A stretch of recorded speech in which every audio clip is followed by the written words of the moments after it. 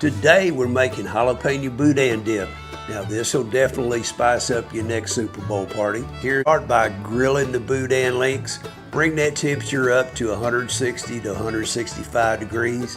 Remove the Boudin from the casing, put it in your mixing bowl. Add the cream cheese, the sour cream, and 1 cup of that shredded cheese. Now, next we need to mix in these ingredients until they're combined into a uniform mix.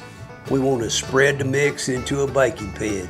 Take that cheese that you had left over and place it on top of the dip. Now you can always add some extra cheese if you'd like.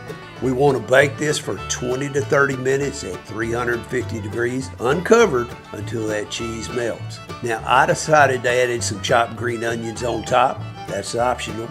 You can serve it with your favorite crackers or chips. Now this Boudin dip is special. I'll tell you that it's a great tasting dip and you should give yourself a treat and give it a try. I know your party's going to be red hot when you bring out the spicy jalapeno dip. I appreciate everyone watching. Hit that like button on your